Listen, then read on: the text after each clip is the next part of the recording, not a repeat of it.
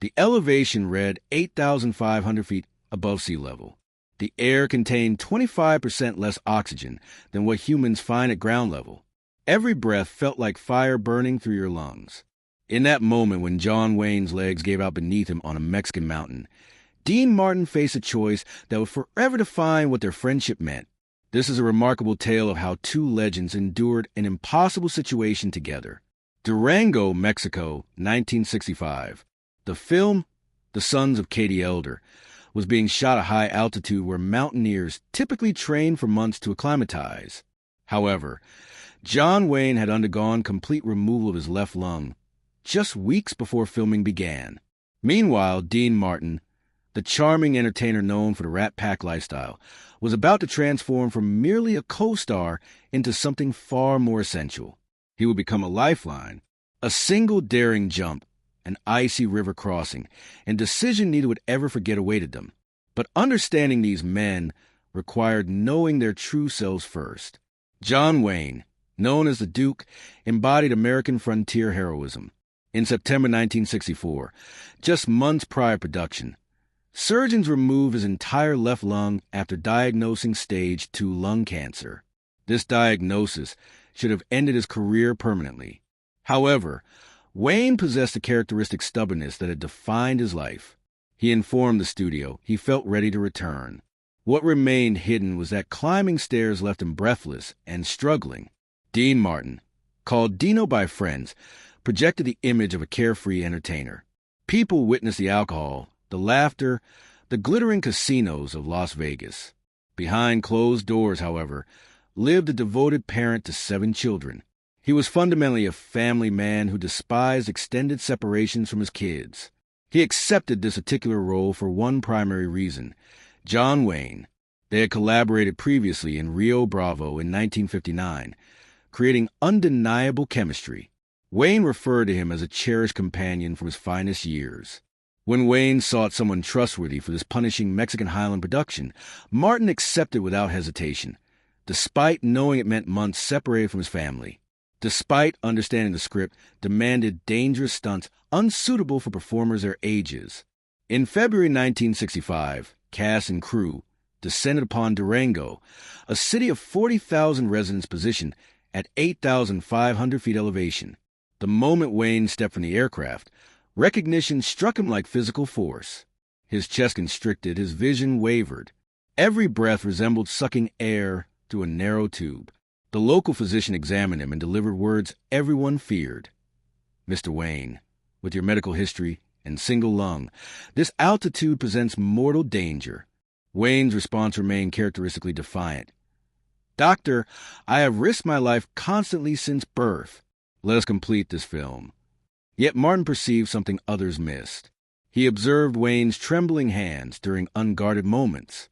He noticed how frequently Wayne required rest between scenes, his head bowed while pursuing breath. He saw his friend's lips acquiring a subtle bluish tint when morning cold descended. Martin pulled Wayne aside that first evening. "How serious is this condition?" Wayne finally allowed his invincible facade to crumble completely. "Dino, it is serious. Genuinely serious. However, I require this opportunity. I must demonstrate I still possess capability." Martin nodded with understanding. "Then we approach this together. You remain constantly monitored on these mountains. I will maintain watchfulness. Agreed?" Wayne extended his hand. "Agreed, brother."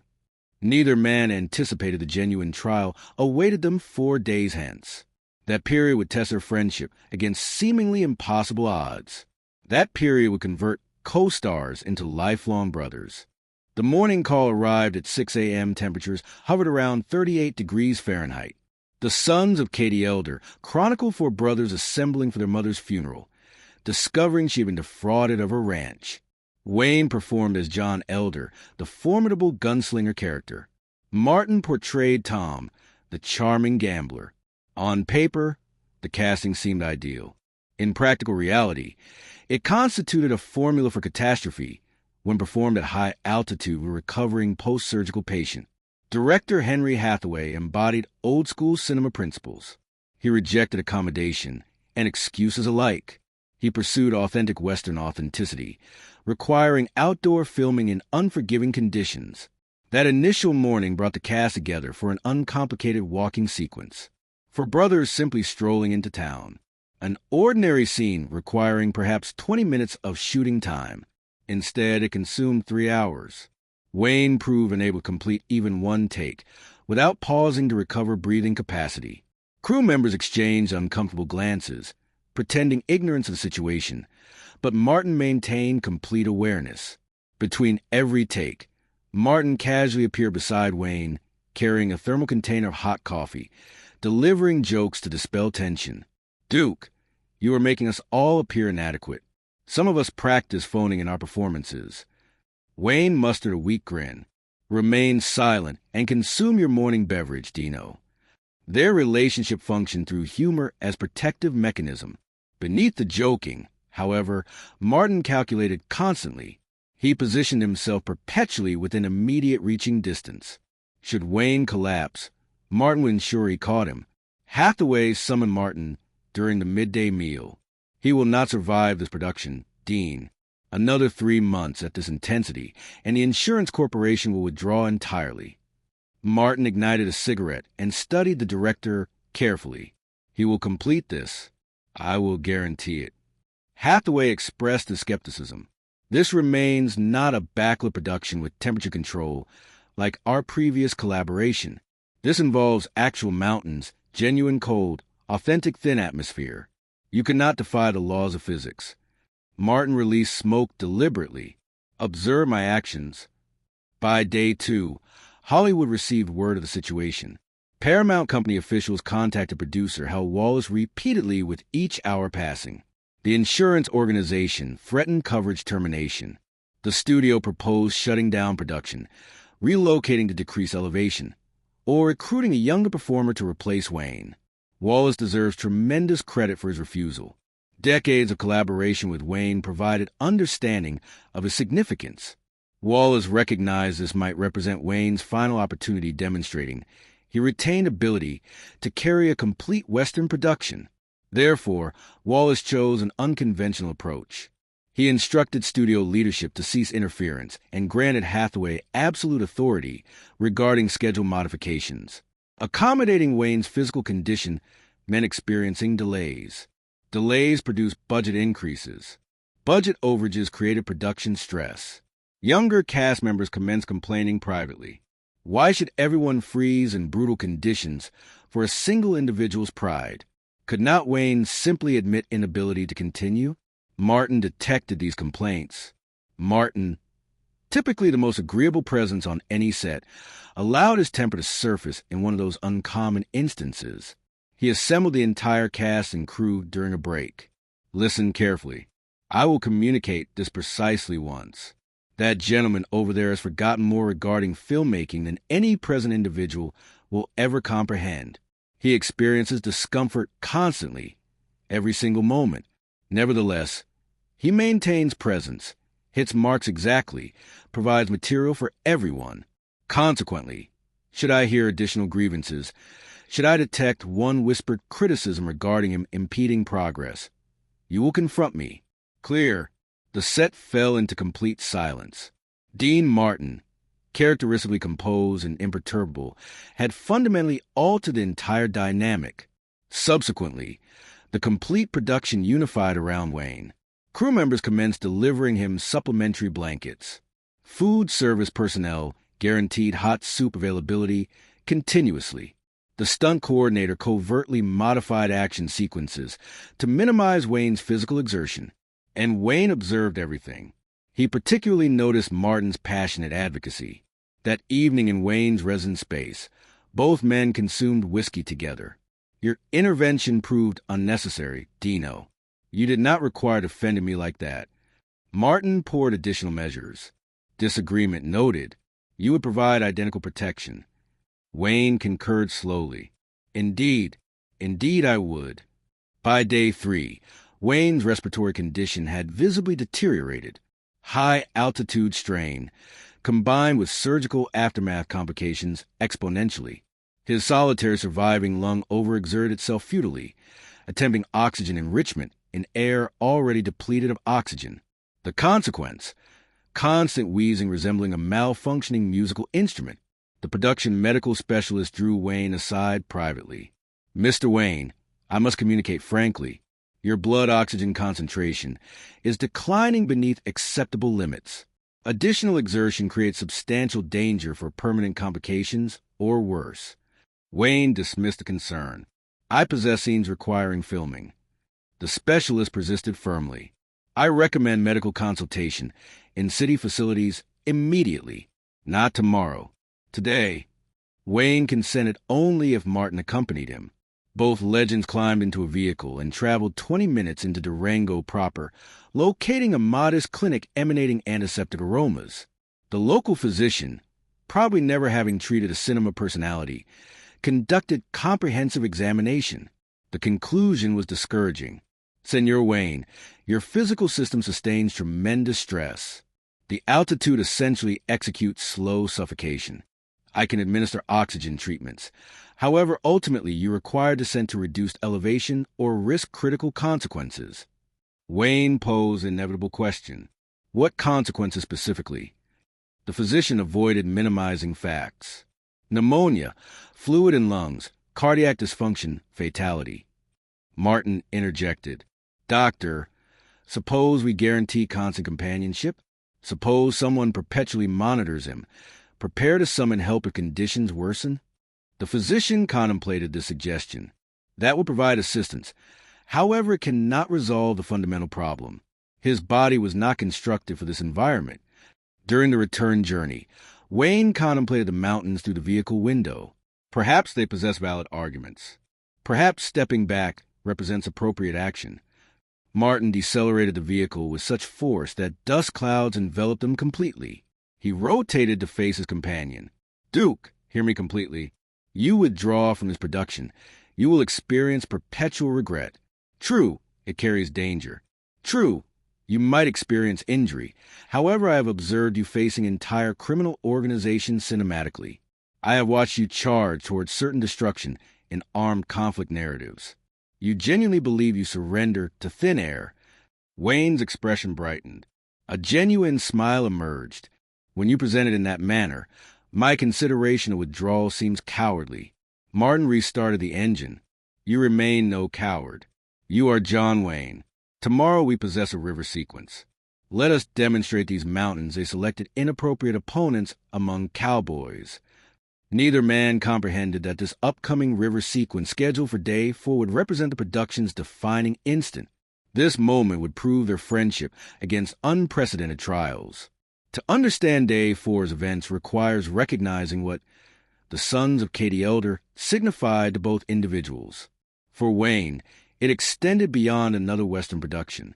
It constituted his resurgence, his universal proclamation that malignancy had not conquered him, that he maintained sufficient strength to embody the heroic figure audiences required. Yet something more substantial motivated him. Wayne's own offspring, Ethan, occupied the set that particular week. Ethan, merely 13 years of age, observed his father battle breathing difficulties, progressing through suffering that would incapacitate ordinary individuals. Ethan subsequently reflected, "That experience instructed me regarding genuine courage, not absence of fear. Rather, accomplishing necessary tasks despite fear." Wayne wanted demonstrating that example, not exclusively for his offspring, but for everyone receiving cancer diagnoses resembling death sentences. He wanted establishing that recovery remained achievable, that existence could be reclaimed, despite risking that existence itself. Martin's motivations differed yet possessed equal significance. Martin constantly battled his public perception. Society recognized him exclusively as a boisterous entertainer, a Vegas personality treating nothing seriously. Those knowing him genuinely understood differently. Martin harbored profound insecurity about his theatrical capabilities. He consistently stressed whether he constituted a genuine performer or merely someone coasting through charm and musical ability. Working with Wayne compelled genuine development. Wayne insisted on authenticity from fellow performers. Mediocre performances received rejection. Authentic engagement was mandatory. Martin ascended to these requirements, delivering among his career's most sophisticated portrayals as Tom Elder, representing a gambler containing genuine emotion, a smooth conversationalist containing dimension. Additionally, this production granted Martin proving something internal. His significance transcended the Rat Pack, transcended Vegas glamour, that when situations demanded seriousness, when companions required assistance, he possessed capacity to deliver. He possessed inner strength. That night preceding the river sequence, Martin remained sleepless. He remained within his temporary residence, continuously igniting fresh cigarettes, contemplating potential disasters. The script specified an assault sequence where the elder siblings encounter attackers during river crossing. Wayne's character, John Elder, required launching into frigid water, locating defensive positions behind geological formations, and returning gunfire at assailants. Conventional production practice involved stunt performers managing these sequences. However, Wayne had established from the outset that he executed his personal stunts. This practice had defined his entire career. At 68 years chronologically, possessing singular pulmonary capacity at 8,500 feet, his determination presented potential fatality. Martin possessed the production documents. Water temperature, 42 degrees. Scene duration, potentially lengthy with numerous takes. Wetsuit unavailable since it would register visibly. The calculation proved straightforward. Hypothermia, pneumonia, and worse. Approximately 2 a.m., Martin vacated his space and approached Wayne's residence area. He knocked gently. Wayne opened the entrance, clearly experiencing sleep difficulties himself. "I anticipated your arrival," Wayne expressed. Martin entered. "Duke, regarding tomorrow's sequence, permit me participation. I will submerge initially. I will determine water conditions. If excessively frigid, we terminate." Wayne poured whiskey for both. "We previously discussed this. I assume principal responsibilities. I must submerge." Martin increased his vocal volume. "You represent the principal performer with singular lung capacity. Immersion triggers shock. You drown before extraction becomes achievable." Wayne's expression hardened with familiar obstinacy. "I will execute the sequence." They maintained silence for extended moments. Finally, Martin spoke with restrained intensity. "You comprehend what the Rat Pack established as fundamental doctrine? Brothers demonstrate willingness to accept bullets for companions. This transcends mere rhetoric. Consequently, here is the arrangement. You want the sequence? Fine. However, I submerge immediately following. I remain within that water with you. Should you become submerged, I accomplish extraction. Non-negotiable." Wayne observed his companion intently. He perceived the commitment, the loyalty, the affection. "You would risk pneumonia specifically for me?" Martin answered without hesitation. "Duke, I would risk substantially more than that." Wayne extended his hand. They executed a firm grip. "I cannot accomplish this without you, brother." Martin maintained pressure. "You possess capability. However, you remain without requirement to proceed independently. That constitutes my function." What they remained ignorant of was that this exchange was being witnessed. Henry Wills, Martin's physical stunt substitute, traversed past Wayne's residence, pursuing bathroom facilities. He paused external to the structure, absorbing the conversation, and the content moved him sufficiently that he immediately proceeded to Hathaway's sleeping quarters. Wills expressed, "Whatever transpires tomorrow, we require legitimate medical availability, not merely production medical support. These individuals will harm themselves attempting outdoing each other's toughness." Hathaway nodded with grim acknowledgement. "Already arranged it. Emergency vehicle will position outside camera visibility. God grants us assistance. We might require it. What production documentation fails expressing? What fails to penetrate behind-the-scenes narratives? Nearly every crew participant remained wakeful that evening, dreading morning's possibilities. The visual recording specialist, the assistant director, the cosmetic specialist, everyone monitoring Wayne's 3-day struggle, his wheezing and gasping and boundary pushing. They understood day for might terminate his existence. They simultaneously recognized Dean Martin would remain directly alongside him regardless of circumstances. Such devotion, Such brotherhood remains scarcer than most comprehend, in cinema or beyond. Day for commence with unrelenting cold, the variety penetrating bones, generating questions regarding every existence decision leading to a Mexican mountain. Crew members establish position at river location before sunrise. The water, originating from elevated snow reserves, appear metallic silver in morning illumination. Beautiful, lethal. The thermometer verified what everyone already understood: 42 degrees. Cold sufficient for a triggering shock within minutes. Cold adequate for terminating a robust individual's heart. Cold potentially ending John Wayne's existence. Hathaway assembled the performing principles for concluding preparation remarks. Gentlemen, I communicate this singularly, and I require genuine comprehension. This sequence represents maximum danger we will experience filming. The water demonstrates colder than any of you genuinely comprehend. The elevation intensifies every factor. I require promises that should anyone, I emphasize anyone, experience discomfort, you immediately terminate the scene.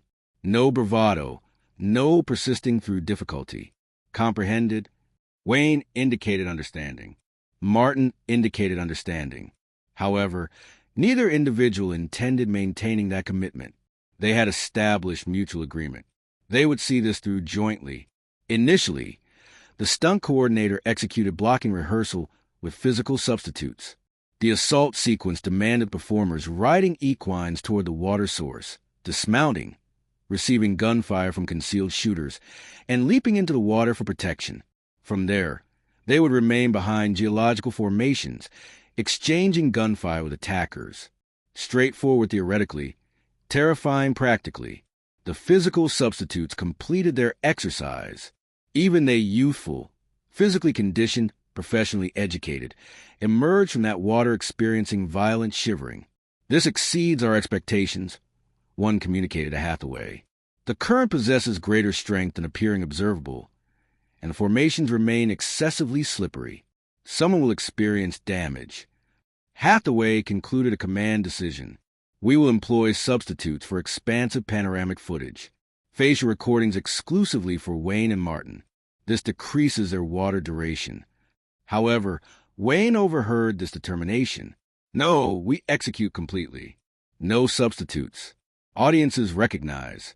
They perpetually recognize. Hathaway exhibited fury. Duke, you stubborn individual, this transcends ego. This concerns maintaining your survival. Wayne's voice descended to quietness, somehow more menacing than yelling would produce. Henry, I execute this sequence immediately. Let us terminate conversation and complete filming. Martin approached, positioned his hand on Hathaway's shoulder. Permit him to accomplish this. I will position myself adjacent. We will maintain reciprocal protection. Hathaway observed both individuals, perceived their unwavering determination, and comprehended the struggle concluded before commencement. Very well. However, we will utilize abbreviated takes. No individual remains submerged beyond absolute necessity, and medical personnel remain standing by. The first assistant director announced positions. Wayne and Martin mounted equines. The additional two brothers, performed by Earl Holloman and Michael Anderson Jr., appeared uncertain yet prepared. The Mexican sun ascended, delivering no atmospheric warming. If anything, the breeze seemed intensifying, cutting through everyone's period-appropriate garments as though constructed from tissue. Hathaway communicated, "Perform." The sequence initiated. The quartet of riders progressed toward the water source. The hidden assailants discharged firearms. Blanks, yet the acoustic echoes reverberated from mountainous surfaces resembling genuine gunfire. Wayne's character expressed something to his siblings, subsequently propelled his horse forward. This instant represented the crucial moment. Wayne struck the water initially. The experience proved instantaneous and devastating. His whole physical form underwent seizure. The cold demonstrated such intensity that electrical shock seemed comparative. His lung constricted, rendering breathing nearly unachievable. For one terrible instant, his perception transformed white. However, John Wayne had accumulated 50 years of performing through physical suffering. Therefore, Regardless of his physical form's protest to exit, to guarantee personal preservation, he remained engaged with his character. He transferred to the geological formations, assumed a defensive placement, and commenced returning fire toward assailants. His hands trembled so intensely that maintaining the performance rifle proved nearly impossible. Martin observed it all. Martin witnessed Wayne's lips acquiring blue tones. Martin perceived the tremor affecting his hands. Martin did not hesitate for his designated moment. He propelled his own horse forward, 3 seconds ahead of the script's requirements. The cold impacted Martin with tremendous intensity.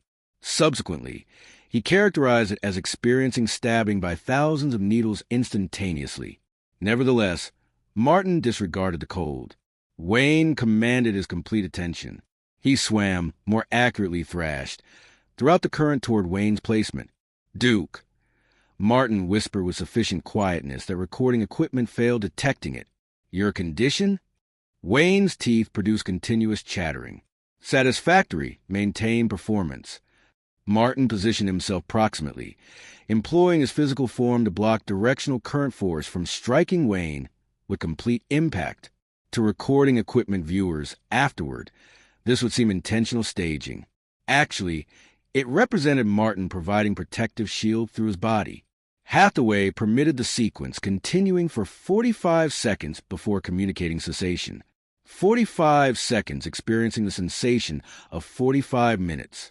At Hathaway's communicating cessation, crew members propelled forward carrying blankets, absorbing cloths, and warming beverage containers.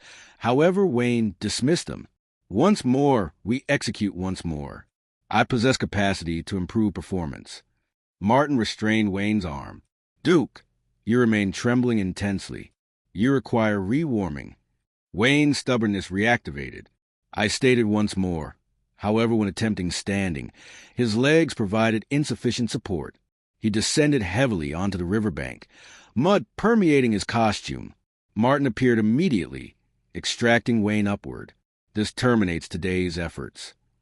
Wayne wanted protesting. However, his physical form had betrayed him. He lacked capacity for independent standing.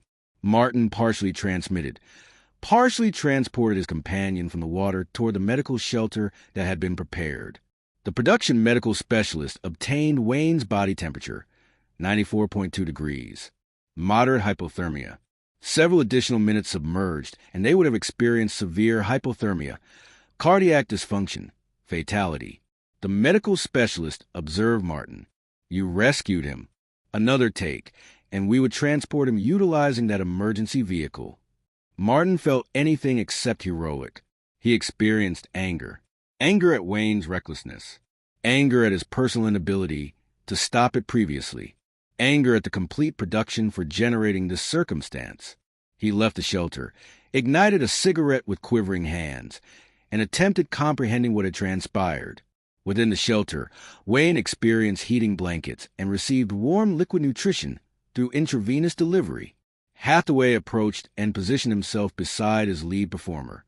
"Duke, I have commanded motion picture production for 3 decades. I have collaborated with Hollywood's most formidable individuals. However, what you executed, that constitutes the most reckless, courageous, most senseless action I have experienced. You could have perished out there." Wayne's tone remained feeble yet resolute. "Henry, recognize this. The actual tragedy would have been expiration without completing production. That would constitute real catastrophe. What we accomplished today, that becomes merely another Wednesday." The crew commenced organizing materials for day completion. Nobody conversed. Everyone felt shaken. They bore witness to something destined for a Hollywood legend. John Wayne nearly terminating his existence, pursuing a sequence, while Dean Martin plunged into that crisis to preserve him. Michael Anderson, Jr., performing the youngest elder brother, approached Martin. "Mr. Martin, that experience. I emphasize, the manner you entered without deliberation, that represented genuine brotherhood." Martin discharged smoke and examined the younger performer. That represented no performance. That represented simply accomplishing essential responsibilities. 60 minutes afterward, Wayne possessed sufficient stability to occupy his resident space. Martin insisted on supporting him, despite Wayne's objections. After entering, Wayne collapsed onto his sleeping area, wrapped within blankets. Martin sat. Both remained without conversation throughout extended duration. Eventually, Wayne spoke. "Dino, I require communicating something, and I require your silent attention. What you accomplished today, submerging when not programmed, staying proximate in that water, extracting me when I possessed insufficient capacity. You rescue my existence, not exclusively from submersion, but from myself, from my ridiculous stubborn pride, and I will perpetually maintain that memory." Martin's tone sounded harsh. "Duke, you constitute my companion, my brother. That constitutes what brothers accomplish. They submerge into freezing water for companions. They experience pneumonia danger for companions. They persist alongside each other despite simpler alternatives existing. That constitutes your identity and mine, brothers." Wayne extended his hand from under the blankets. Martin accepted it. They remained hands linked, two legendary performers who just confronted mortality together and demonstrated victory. Absence of invincibility produced success. Rather, their partnership preserved them. The production wrapped 6 weeks afterward. Despite overwhelming obstacles, Wayne finalized production. He executed his individual stunts. Though Hathaway and Martin functioned collectively to guarantee he avoided extreme peril afterward. That initial river sequence converted into production legend. The recording of Wayne facing potential termination, with Martin executing a life-saving rescue, comprise the ultimate motion picture. Remarkably, you observe it. Should you examine the Sons of Katie Elder carefully, specifically the river assault sequence, you observe genuine concern within Wayne's expression, genuine protective commitment within Martin's physical performance. You witness actual cold-generating slight movement stiffness for both individuals. That sequence represents no performance.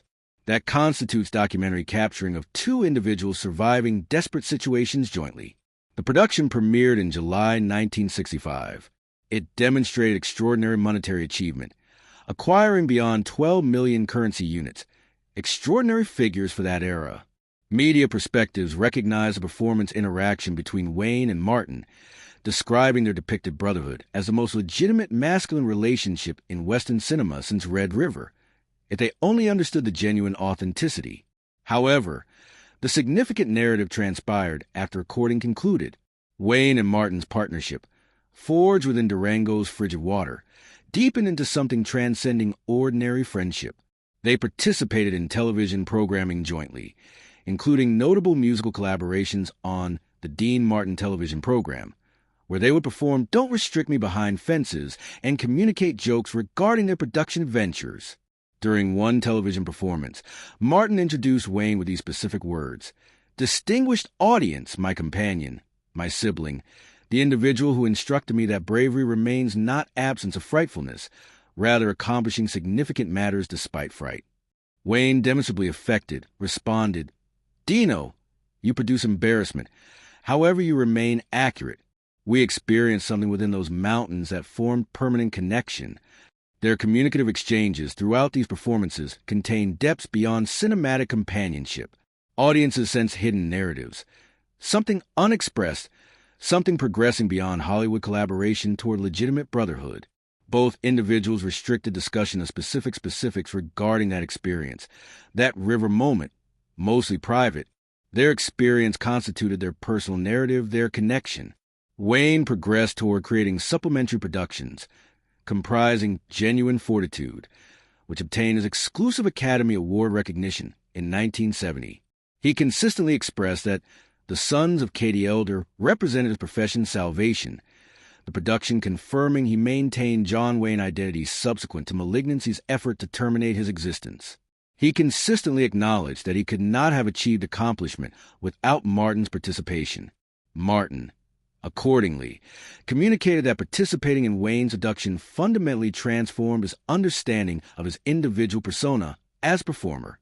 "I consistently imagine myself as a vocalist receiving fortunate motion picture opportunities," he communicated throughout a 1968 interview.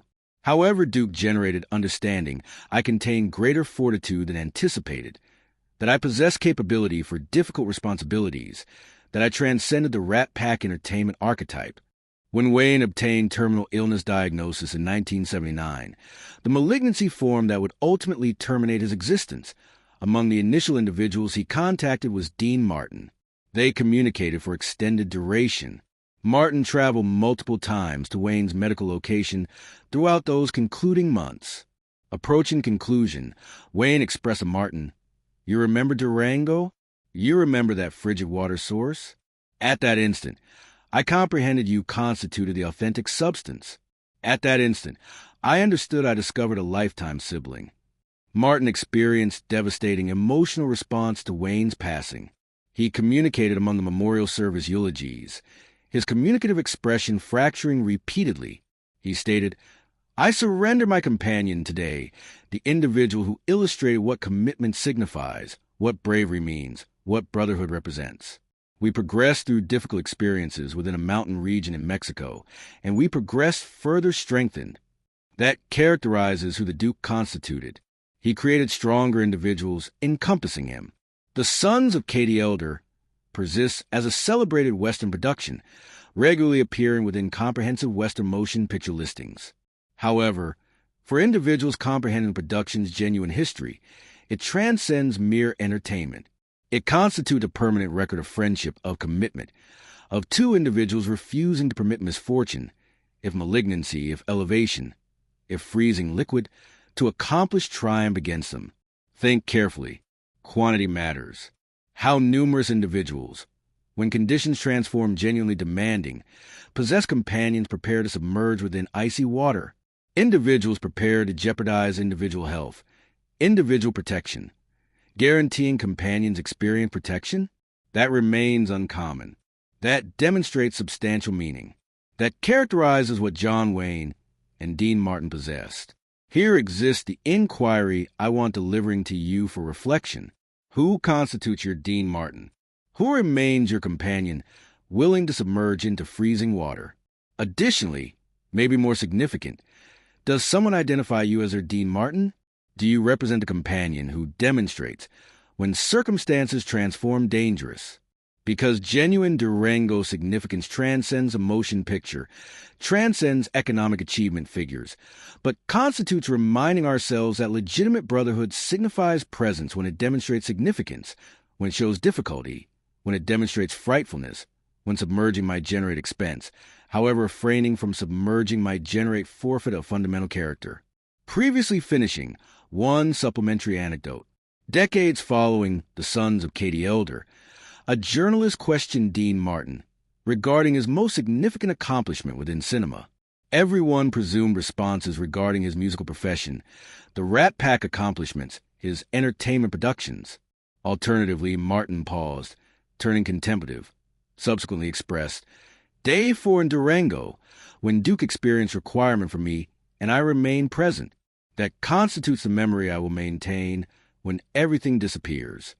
Plus, isn't that the fundamental principle? Remaining present, being the individual who submerges, being the sibling who demonstrates hesitation-free action when companions require you. What characterizes your perspective? Do you maintain cherished John Wayne and Dean Martin recollections? Have you experienced friendship difficulties matching their experience? Generate communication below. I examine everything and appreciate your personal narratives. Additionally, should you appreciate this exploration regarding Hollywood Brotherhood, supplementary narratives approach.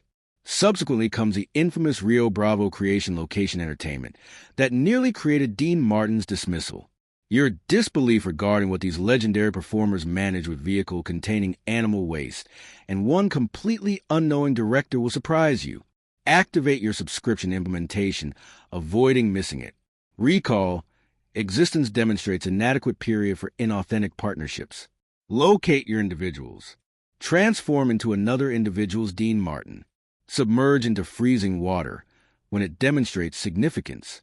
That constitutes the way legends form. Gratitude regarding viewing.